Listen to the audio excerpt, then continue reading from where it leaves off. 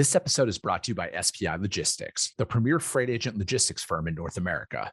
For over 40 years, SPI has been diligently building the most successful freight agent network to provide first-class relationships for our shippers, receivers, and carrier partners.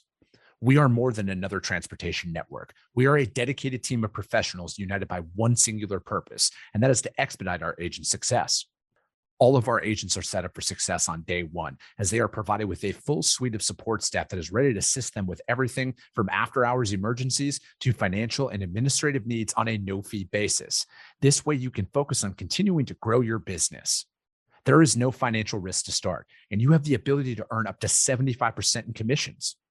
If you are looking to take control of your financial future and build your business with the backing of one of the most successful logistics firms in North America, visit www.spi3pl.com to learn more. Do me a favor and let them know that the Freight Coach sent you. What is up, ladies and gentlemen? We are back. We are live. It is the Freight Coach Podcast, the top podcast in transportation, coming to you guys every single weekday, 8:30 a.m. Pacific, 10:30 Central, to break down some industry headlines. But most importantly, you guys provide some actual insight into what you can do with all of this information. If this is your first time tuning in, welcome. This is the real side of freight, ladies and gentlemen. And I say that before every single show. And what I mean by that is I only speak with transportation professionals because at the end of the day, you guys, I want to talk to the right individuals who have done what you're looking to do or who are currently doing what you're trying to achieve. So you can take that information, apply it, utilize it, and see a meaningful difference in your business and your life. Happy Monday, everybody. We got freight moving. We got a lot of fun stuff to talk about. And before we get into any of that, though, you guys, do me a favor. Obviously, we're trying to grow the show at any given moment that's out there, and we're trying to reach more and more of an audience. So if you get value in what you hear here today and you're not subscribed, subscribe to the show. And if you're feeling really ambitious after this one, which you should be, rank the show on iTunes and Spotify, because that's how your network's going to see value. And if you saw value, chances are they are going to as well. All right, I got a very special guest for you guys here today. The beginning of any venture is, I think it's extremely exciting. There's a lot of anxiety that comes along with it. And, I always love showing the real side of business and freight and building stuff up. And, a real problem out there in the industry, though, is downtime for drivers, dead miles, all of that stuff. And my guest today has started a company out here that's really fighting that. So I got Mr. Erik Malin back on the show with Tetro. Erik, thank you so much for joining me. Thank you. Thank you so much for having me. I'm really excited about being here. The intro that you have, the thing that you've built is absolutely incredible. So it is my pleasure. Dude, I appreciate it, man. It's, I'm actually doing a show on Wednesday to talk about it because we just crossed 5 years in business, and it's a lot, right? And I was thinking about that the other day and just like where things have come, but what I wish I would have accepted earlier on in the journey on how to actually build things. And I think if there's one thing to kind of briefly summarize it, it takes way longer than you think.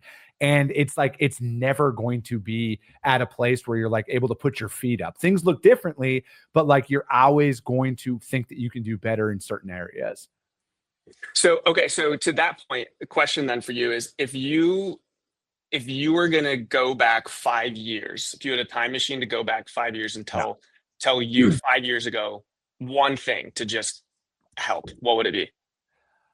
It would be to focus on the day and only the day. Focus on the tasks at hand. Stop worrying about tomorrow, next week, next month, next year, and really just build a system around the day and execute upon that no matter what. And, you're going to get told, no, it's going to be tough. It's going to suck. But if you just focus on some critical tasks in that day and you do that, results are going to come your way.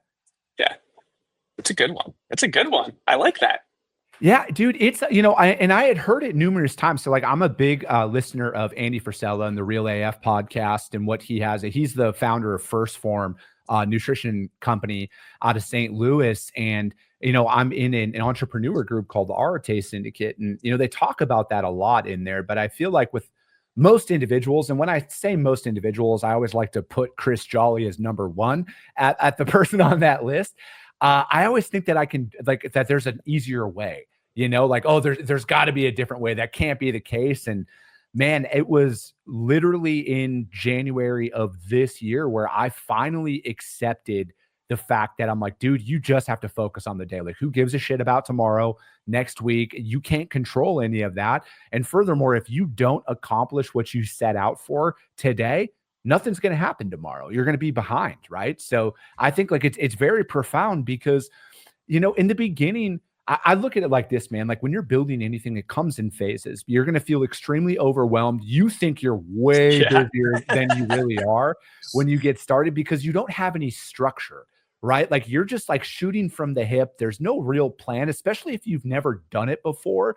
And you're really working hard to build a system to follow.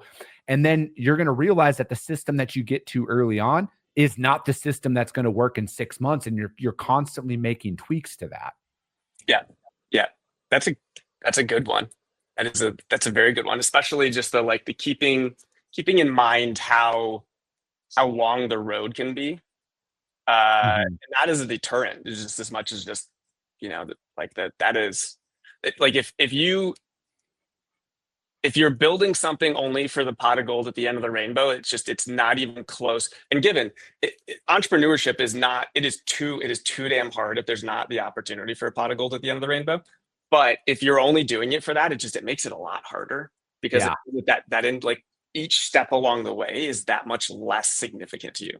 I look at it like this, Eric. If you're only in it to like exit and try and make money, you're going to be bought for a less multiplier than you're probably worth, or you're going to give up because you're not going to get rich as quick as you think out there, right? Like for me, man, like I'm not doing this for to get acquired one day, right? Like I'm not trying to build this up to be rolled up into anything else. Like, dude, I'm doing this to build a legacy for multiple generations of jollies to work inside of this organization. So like what I'm working for today is Chris in 40 years, right? Like I might be 80 at that point, but like at the end of the day, man, I don't want to retire.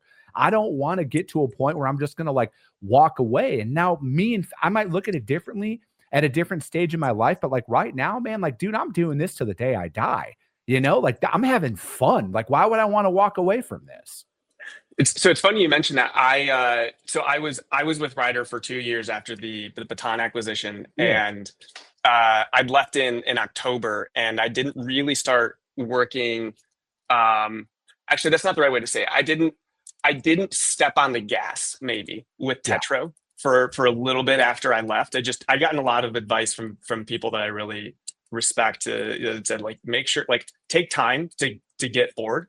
And one of the things I learned about myself is I'm actually really bad at being bored. My wife is nothing short of the most incredible, just because outside of being like Tetro wouldn't be happening without her. Full stop. Like it's undeniable. And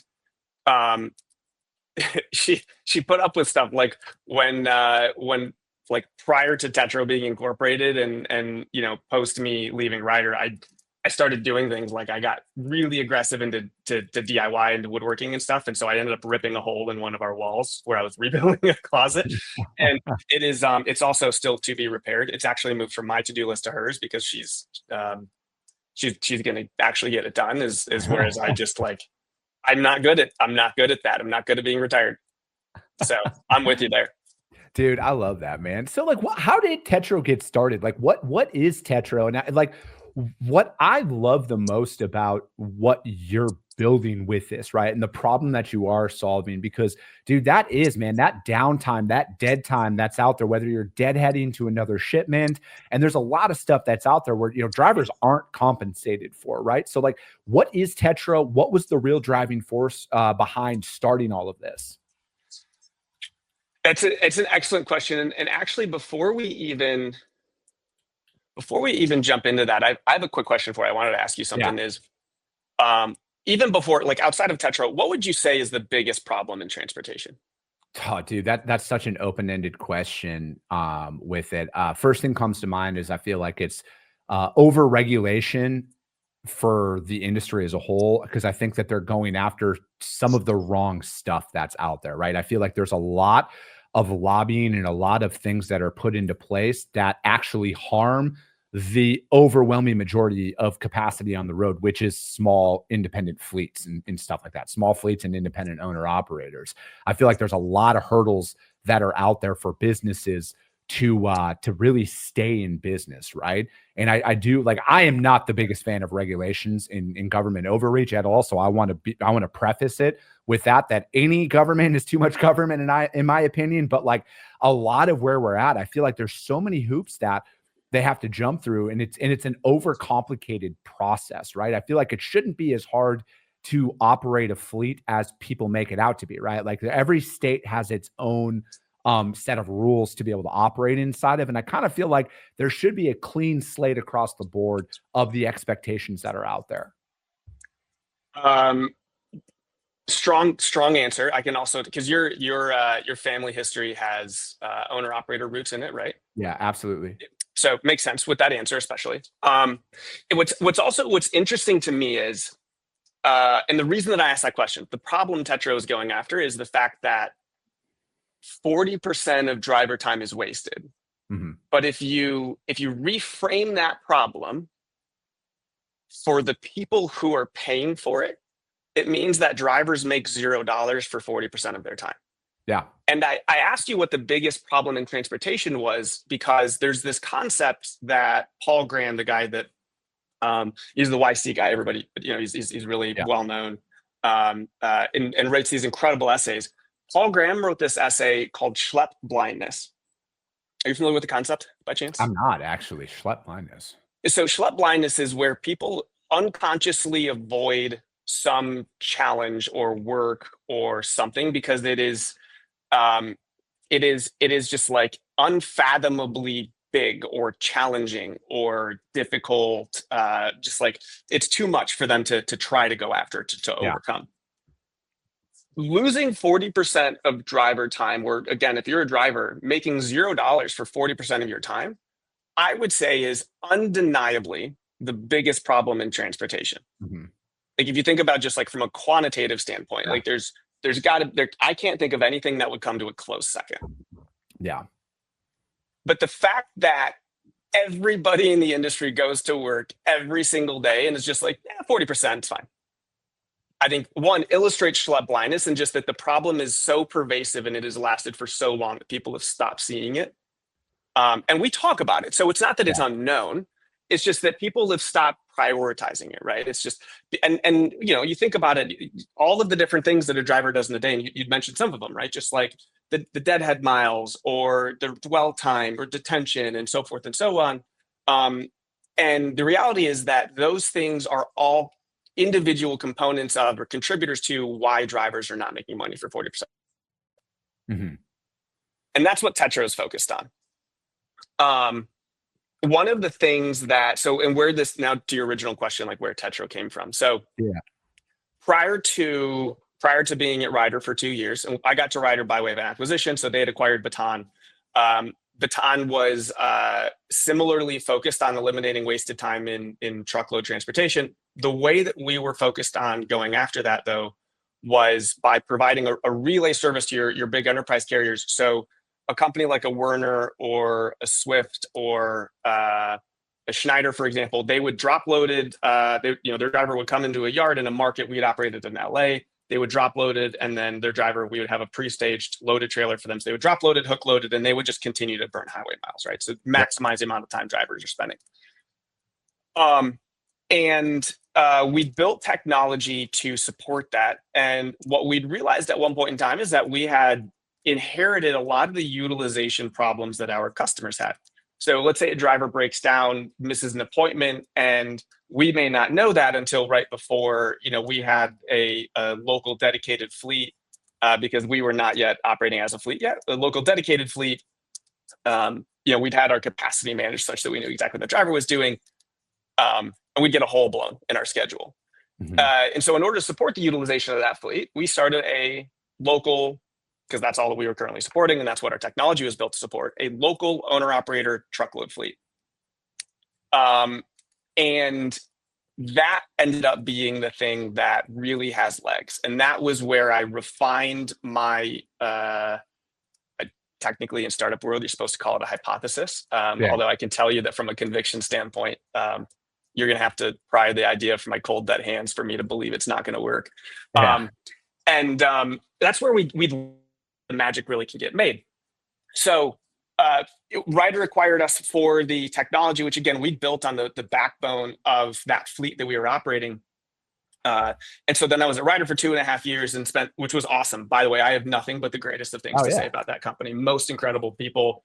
And also the leadership still gives Baton so much autonomy, and it shows in the speed that that Baton can deliver value to that organization. It's remarkable.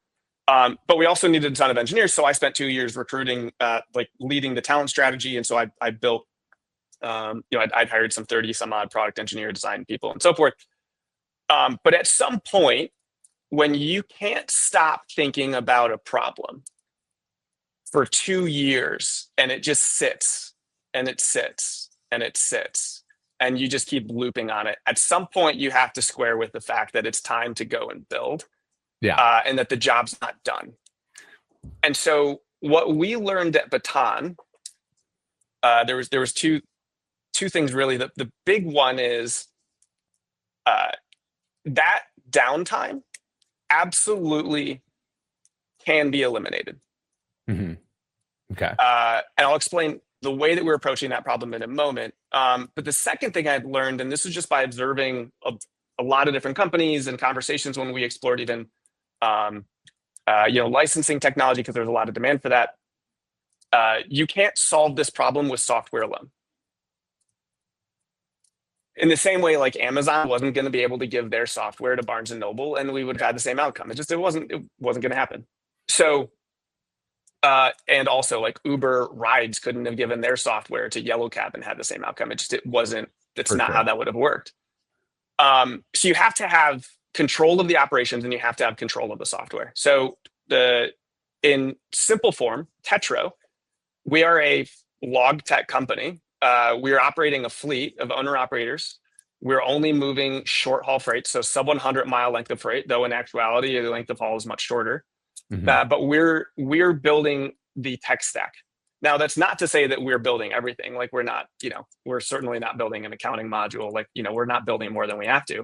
But we know that the underlying data model is going to be the most important thing for us to being able to eliminate that wasted time, that downtime. And that comes by way of having a extremely high degree. Imagine for a moment, if you're going to go to the airport for a second, imagine you're going to the airport and you have no idea how long the drive takes you. No idea. And you've got no idea how long you're going to be sitting in security. It could be reasonably like 30 seconds. It could be an hour and a half. Yeah. How long before your flight do you get to the airport? I mean, normally like an hour before boarding starts is when I do, TSA pre-check and everything. So at least, right? Yeah. At least. And if you don't have any sort of idea, like if you can't look at Google Maps, you're just going to buffer that time even more. Yeah. But the thing is that Google Maps isn't the problem. It's how long a driver's going to be at each stop. So we solved that problem by leveraging machine learning to forecast out with a incredibly high degree of confidence, even if we've never been to a facility before, exactly how long a driver will be at that location.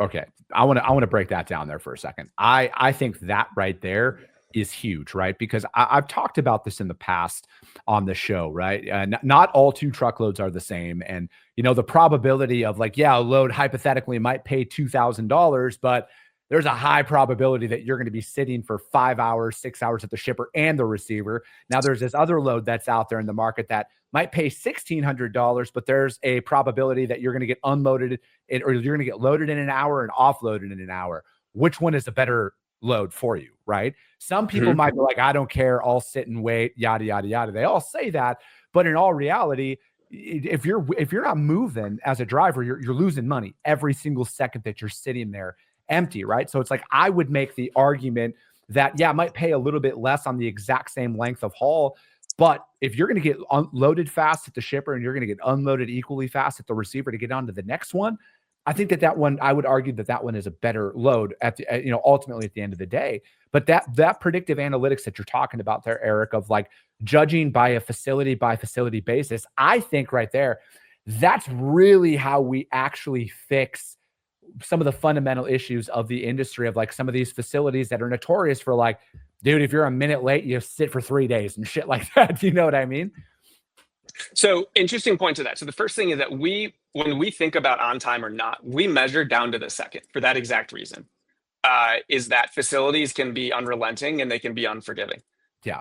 But more than that, what you just described is actually, that is how my experience in the transportation industry has been thinking about solving this problem. Mm-hmm. But let's say, for example, detention, right? And I want to be very clear. I'm not saying that detention is not a problem, but I don't think that detention is the pain point that everybody says that it is. Detention is strictly a data problem. Yeah. When we ran a fleet at Baton, we almost never had a surprise detention. Yeah. Which means that you should price it as such. The issue that we're going after, we think of waste in sort of two large buckets. We think of the first one, embedded waste. So let's say that you're going to be at a facility strictly for 90 minutes, for example. You have a pretty decent idea of how long it's going to take you to drive to the next location. And this is why we're operating in a local environment, is that we can, the upside for the driver, most importantly, increases, because that's our whole mission, is we're increasing earnings for drivers. And so the upside for the driver increases, and on top of that, the opportunity to extract that waste increases similarly, or like that's really what drives that upside opportunity for the driver. So if you know exactly how long someone's going to be at a facility and you know exactly how long the drivers take, the issue is not the total time at the facility, because that's technically what you're compensated for. It's the amount of time for when you arrive to that facility and you are sitting and you are sitting and you are sitting, and then you have your appointment. No, I got you. I've got a question that came in here. Are you guys tech, but you also have an MC carrier with owner ops, or is it two separate things? We are a tech company and we are operating the fleet. Yes. Okay, so you guys have an actual MC, everything, DOT number, and you guys are okay, cool. Yeah. No, perfect, man. That's good to know. So this would be a thing for drivers, who are you guys operating in any specific markets right now, or are you guys just kind of hammering out the short haul market across the United States? Because, inevitably drivers are going to want to try and get access to whatever you guys got going there with that. Chicago. Okay, so you guys focus in Chicago. Yep. And so what's interesting even is that you think about the Chicago market alone, and sub 100 mile truckload freight in Chicago alone is nearly a $20 billion market. Oh, yeah. And so we're sinking our teeth into Chicago to really prove out some hypotheses around being able to see the waste. That's a really big piece, which like the formula is written. We know exactly how to do it. But even just being able to get to see the freight that we have, that we're moving basically, or even that we're evaluating, and determine whether or not it's a good idea based on the amount of waste that exists in that load. And the reason all of that is so important, and we don't think of things for record, although also in terms of rate per mile, because the constraint drivers face is not how many miles they can drive in a day. It is how many hours they have on their clock. Mm-hmm.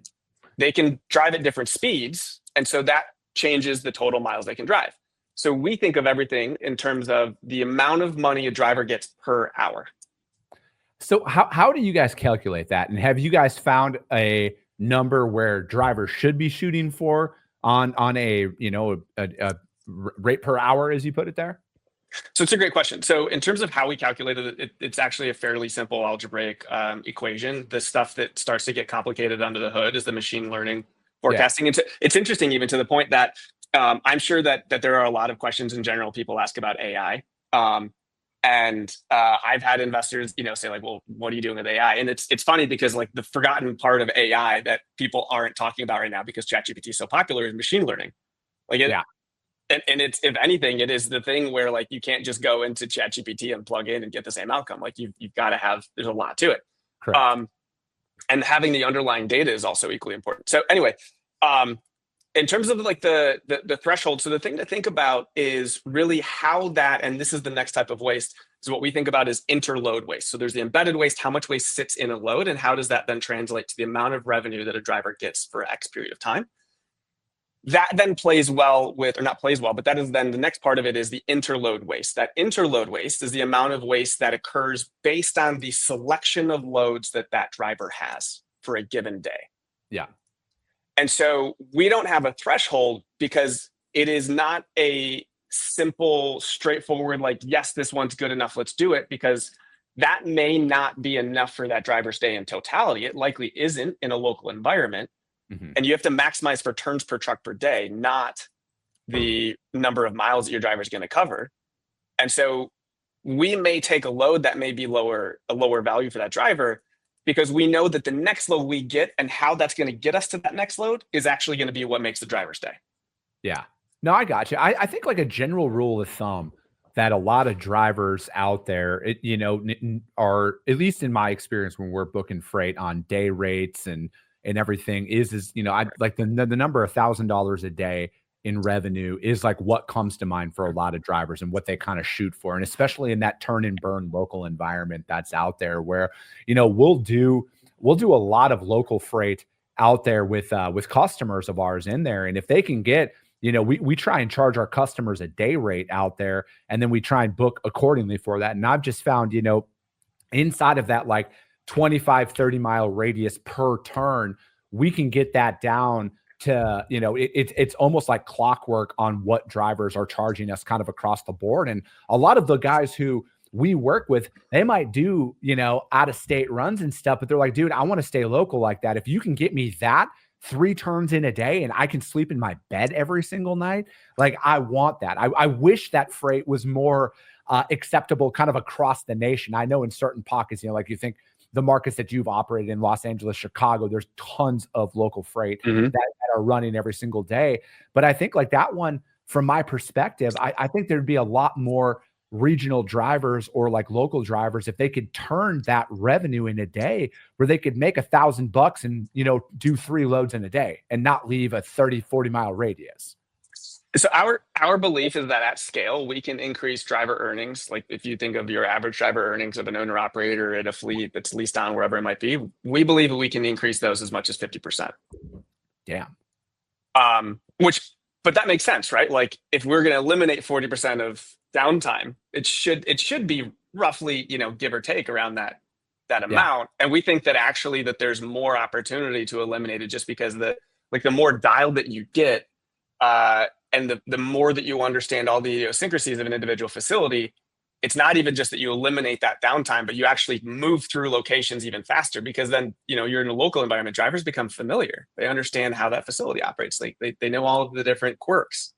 And your comment even about, you sleep in your own bed, it's not even just that you sleep in your own bed. And I'm sure that you have had experiences with your family roots being truck drivers. Mm-hmm. I'm sure that there are times you remember when people weren't around the dinner table because they couldn't have been, right? Like they had to be making money. Yep. All the time. And I'm sure that there are points in time that are painful, and you forgive those people because you understand the why, but it doesn't mean it didn't suck. But the thing is that doesn't have to happen. Yeah. Drivers can make more money and be home, not even sleep in their own bed, but they can eat dinner at their own table. They can have a predictable schedule so that if the friend says like, hey, do you want to go to, do you want to go to catch this concert on Friday? They know that they can go. Or if their son has, so this was one of the things that we saw. And we also, at Baton, we never had a single driver quit in our owner operator fleet. Not a single one. Because when you empower drivers to make more money and you also respect their own lives. And so if one of them says, hey, my son's ball game is on Friday at 3 p.m. So cool. We will make sure that you are off by 1. You will be done by 1 because it is important for you to be there. So changes everything. And that's why we never had a single driver quit. No, I'm right there with you, man. It is kind of like that quality of life balance and stuff that's out there. So are you guys going and finding freight for the owner operators? So like, do you guys have people behind the scenes calling shippers and everything, trying to develop this business for it? Or are you guys, on load boards calling, trying to find freight for them? How does that look? So it's a great question. So the difference between our model and others that you have seen in the space of the quote unquote, like the virtual fleets, if you will, and I don't really know what's virtual about it as much as just we're building our own technology. the big difference between us and some of those other companies, some of those other fleets that built their own technology, is that we curate that driver schedule. Now, it's not forced dispatch, so the driver can tell us yes, but the thing is that when they might see a load that they don't want to do, but when they see how that fits into the bigger picture and what the total outcome is, they're like, yeah, I'm fine. Like, that load only sucks generally because it blows a hole in my day. Like, I don't want to go to that facility because it sucks because of whatever happens afterwards. But if the outcome is such that, hey, we know that it's going to take this long, and that means that you're going to be right here next to this other location that we know we can get you more out of, they're on board. So we curate that schedule for that driver. For right now, in terms of the way that we're developing what we think of as demand, right, the freight. So shippers, we're a little early for. We just don't quite yet have the operational horsepower to be able to execute. We're three people strong. Me and my co-founder, and then this other guy, Kevin Yakin, joined. He's nothing short of a legend. And it would just be really hard for us to be able to support shippers, enterprise shippers. So because of that, I shouldn't say so because of that, we are right now engaging brokers strategically. Gotcha. Okay. No, man, I like that. I think that, again, like you're alluding to there is at the end of the day, man, you got to start with something, you build that out, and it's going to be interesting to see this where everything goes with this, Erik, and have to have you back on, man, especially as this gets up and running and gains even more traction out there. But I think most importantly, how do drivers find you guys right now? Because this is going to be something I always want to talk to people who are developing product to help the driver community out there to improve their business, to improve profitability, and all of that stuff, man. So how do the drivers reach out to you to find out more? It's a great question. So if they go to our website, Tetro, TETRO .1 ONE, and then /drivers. Okay, perfect. And then what about brokers? Any broker who's like, dude, we need help with the local markets that are out there. How do they find you guys? Ooh, if they were to, if they drop me an email, which is Erik, ERIK @tetro.1. That also works. Okay, perfect. Simple. To be honest, we have been so, and here's the thing, our customer to us is the driver, even just financially, the way that we're structured, our customer is the driver. Yep. And so you can tell that we've clearly been prioritizing engaging drivers because we don't even have a sales inbox just yet. It's just like, hey, email Erik. Dude, no, it's perfect, man. But dude, this is just how things are built, Erik. You got to start somewhere with it. And, again, as things continue to mature, I know you guys are going to, I love this stuff, man. I think you guys are on the right path with all of this. But Erik, I appreciate your time today. That's going to be it for today, ladies and gentlemen. We're going to have a guest on tomorrow. As always, if you got value in what you heard, subscribe to the show. You guys, if you're feeling really ambitious, which you should be after this one, rank the show as well on iTunes and Spotify. I appreciate you guys. I love you guys. And we'll be talking to you soon.